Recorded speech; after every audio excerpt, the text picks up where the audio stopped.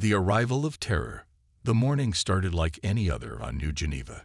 Captain Elena Vasquez walked through the bustling mining colony, watching families head to work and children play in the artificial gardens that made this distant world feel like home. The colony had grown to 50,000 souls over the past decade, all seeking a new life among the stars. Elena had once served in Earth's Defense Corps, but those days of military service seemed far behind her now. Here on the rim, her biggest concerns were usually equipment theft and the occasional drunk miner causing trouble. That peaceful morning shattered when Lieutenant Rodriguez burst into her office, his face pale with terror. The communications array had detected something impossible approaching from deep space. Elena rushed to the sensor station, where Dr. Marcus Chen was already studying the readings with growing alarm. Chen had been the colony's chief scientist for 3 years, specializing in quantum field research that most people found too complex to understand. "Captain, look at these readings," Chen said, his voice barely steady. "We have over 500 massive objects approaching our system. They're moving in perfect formation, and they're huge. Each one is at least 3 times larger than our biggest cargo haulers." Elena felt her blood turn cold as she studied the display. The objects were clearly artificial, clearly hostile, and clearly heading straight for New Geneva. She had seen similar formations during her military training, but nothing on this scale. This was an invasion fleet, and they had no way to stop it. The colony had basic defensive systems, nothing more than asteroid deflectors and a few patrol ships designed for rescue operations. Against a fleet this size, they might as well throw rocks.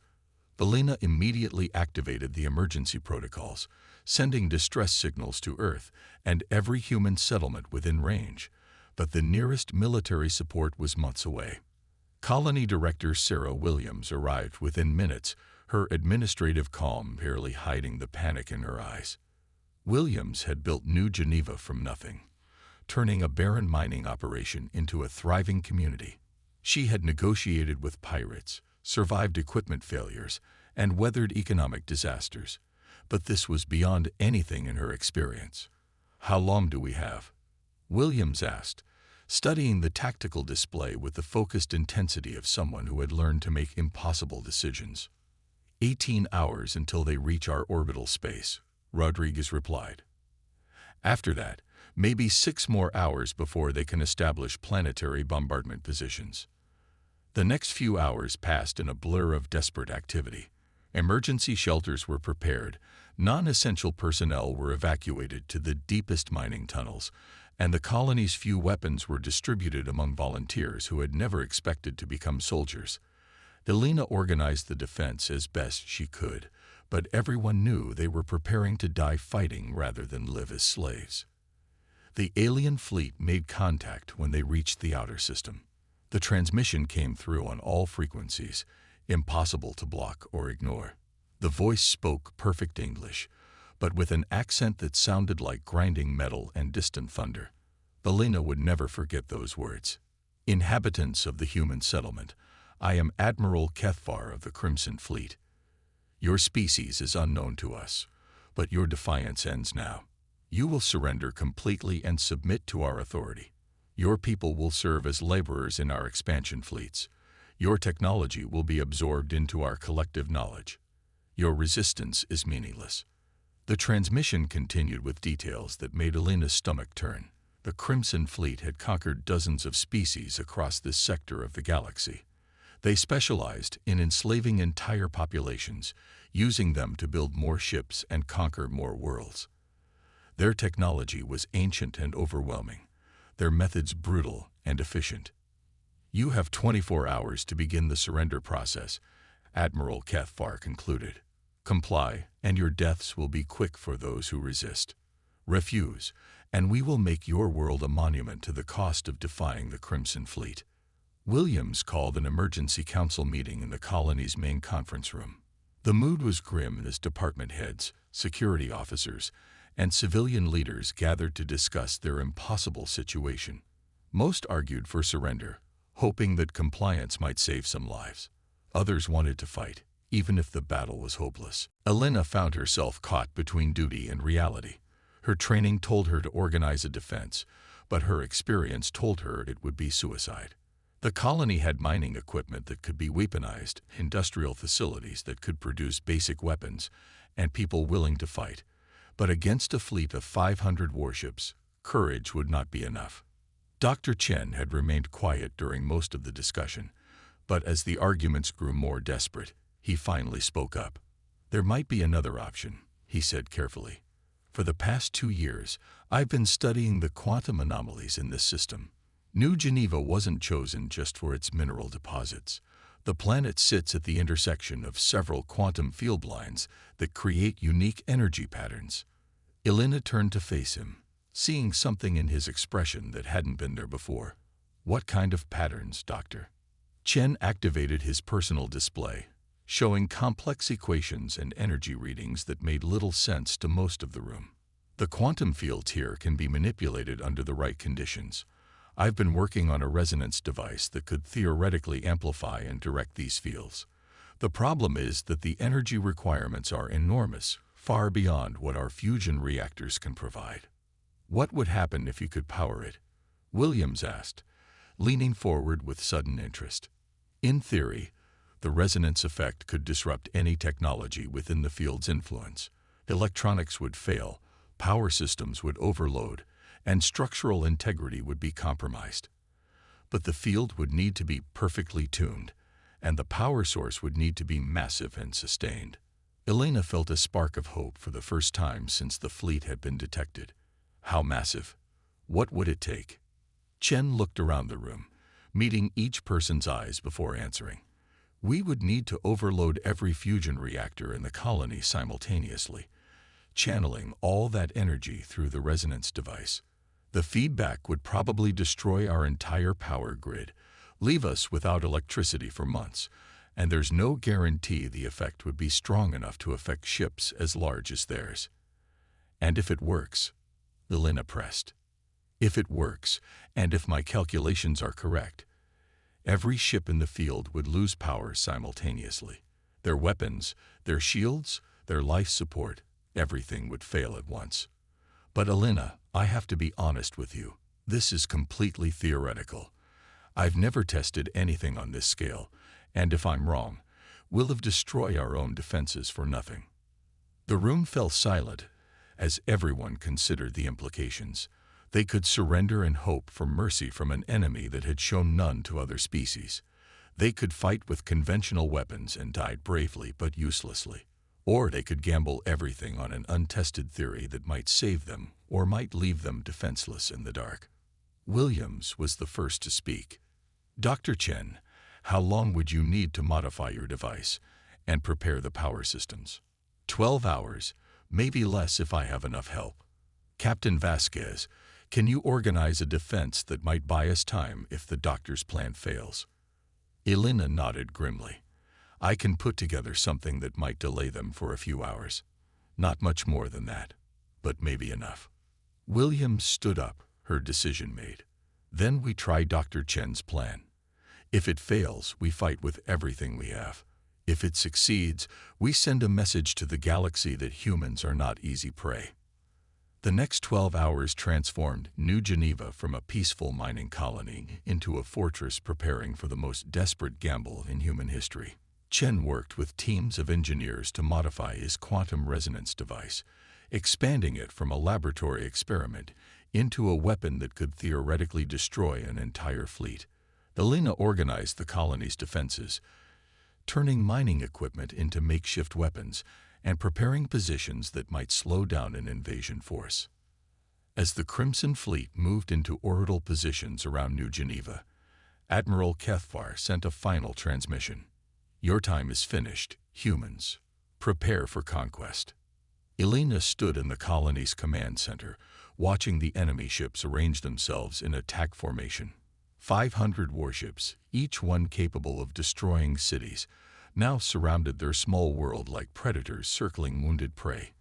In a few hours, the battle would begin, and the galaxy would learn what happened when the Crimson Fleet met humanity for the first time. When humans fight back, Admiral Cathbar studied the human colony from the bridge of his flagship, confident in the familiar routine of conquest. The Crimson Fleet had perfected this process over centuries, overwhelming primitive civilizations with superior technology and ruthless efficiency. "Admiral, the humans are not responding to our surrender demands," reported his tactical officer. "Shall we begin bombardment?" Cathbar allowed himself a moment of amusement. "Begin with precision strikes on their communication arrays and power generation facilities. Leave their population centers intact for now. I want them to watch their defenses crumble before we take them."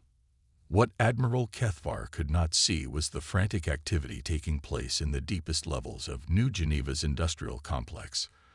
Dr. Chen had worked through the night with teams of engineers, expanding his quantum resonance device from a room-sized experiment into a network of amplifiers connected throughout the colony's infrastructure.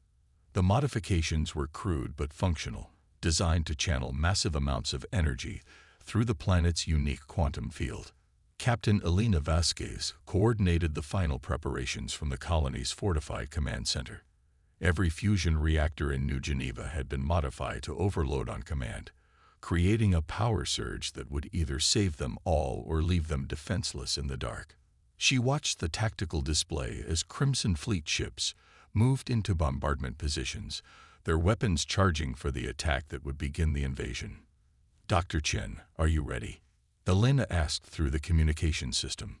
"As ready as we can be," Chen replied from the resonance chamber deep underground. "Captain, I need you to understand something.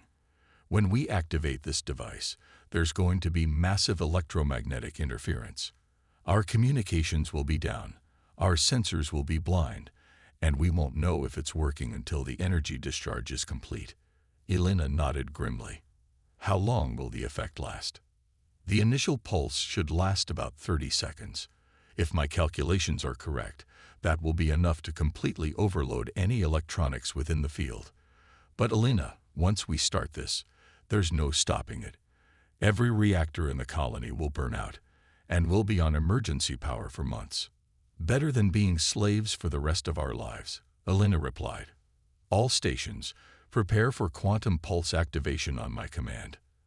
The first Crimson Fleet attack came as expected, precise energy beams striking the colony's communication towers and primary power stations. Elena watched the tactical display as their defenses began to fail, knowing that Admiral Cathbar was following standard conquest protocols, weakening their ability to resist before beginning the main assault. "Captain, they're moving into final attack positions," reported Lieutenant Rodriguez. "All ships are now within the quantum field's theoretical range." Elena took a deep breath, thinking about the 50,000 people depending on her decision. Children hiding in underground shelters, families huddled together in reinforced bunkers, workers who had come to New Geneva looking for a better life and found themselves in the middle of humanity's first major battle with an alien empire. "Dr. Chen, initiate quantum pulse in 10 seconds, Elena commanded. "All personnel, braced for power loss and electromagnetic interference." Chen's hand moved to the activation control, years of careful research and desperate modification coming down to a single switch. "Initiating quantum resonance pulse in 3, 2, 1 now." Every fusion reactor in New Geneva overloaded simultaneously, channeling massive amounts of energy through the modified resonance device. The underground chamber filled with brilliant light as quantum fields aligned and amplified, creating an invisible wave of energy that expanded outward from the planet at the speed of light. Admiral Cathbar was reviewing bombardment targets when every system on his flagship suddenly failed. The lights went out, the artificial gravity cut off, and the bridge fell into complete darkness and silence. Emergency power should have activated within seconds, but nothing happened. The quantum pulse had not just disrupted their electronics, it had completely overloaded every power generation system in the ship. Across the Crimson Fleet, 500 warships went dark simultaneously. Weapons systems that had been charging for bombardment shut down mid-cycle. Life support systems failed, leaving crews floating in zero gravity with rapidly depleting air supplies. Navigation computers crashed, leaving the massive ships drifting helplessly in space. On New Geneva, Elena watched her tactical display flicker and die as the electromagnetic pulse knocked out their own sensors. The command center switched to emergency lighting, and she could hear the distant rumble of failing power systems throughout the colony.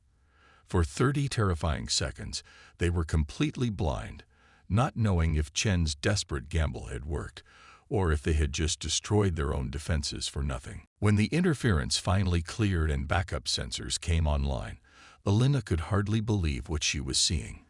The Crimson Fleet still surrounded New Geneva, but none of the ships were moving. There were no energy signatures, no weapons charges, no communication signals. 500 warships hung in space like dead metal, their crews trapped inside without power, weapons, or life support. "My God," whispered Rodriguez, staring at the display. It actually worked. "They're all dead in space." Elena activated the colony's emergency communication system, broadcasting on all frequencies. "This is Captain Elena Vasquez of New Geneva Colony to all Crimson Fleet vessels. Your ships have been disabled by human technology.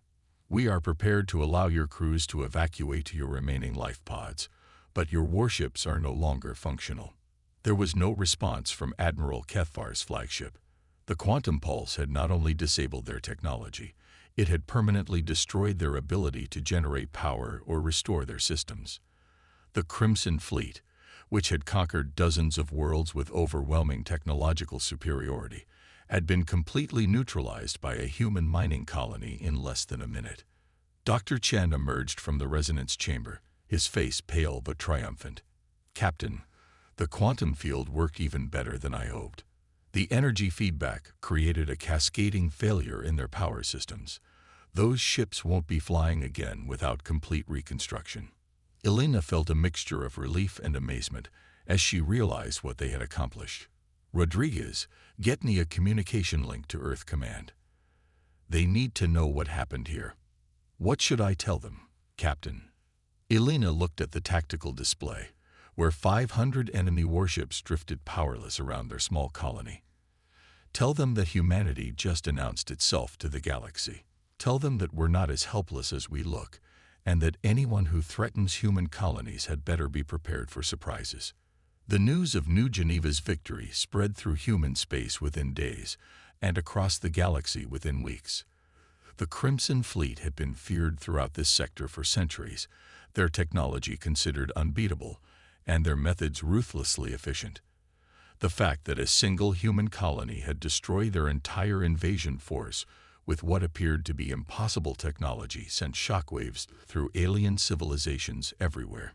Some species began to reconsider their assumptions about human capabilities. Others started making contact with human settlements, seeking trade agreements and defensive alliances. The galaxy had suddenly discovered that Earth's colonies were not defenseless outposts, but potentially dangerous opponents with technology that could neutralize even the most advanced fleets. Admiral Kethvar was eventually rescued from his disabled flagship by human search teams, along with thousands of other Crimson Fleet survivors. During his interrogation, he kept insisting that what the humans had done was impossible, that no known technology could have disabled his entire fleet so completely and permanently. Elena often visited him in detention, curious about the alien commander who had threatened her people. "Admiral, you made one mistake when you came to New Geneva," she told him during one of these meetings. "What mistake?" Kethvar asked, still struggling to understand his defeat. "You assumed that because we hadn't built warships, we couldn't fight wars. Humans have been solving impossible problems for thousands of years. When you threatened our families and our future, you gave us a reason to solve one more." As New Geneva rebuilt its power grid and prepared for the attention that their victory would bring, Elena realized that everything had changed. Humanity was no longer hiding on the edge of known space, hoping to avoid the notice of hostile aliens.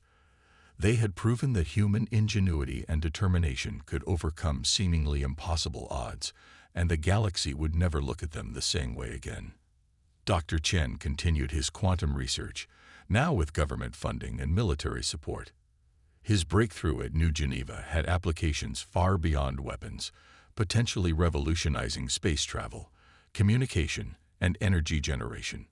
But he never forgot that his greatest discovery had come from the desperate need to protect his home and his people.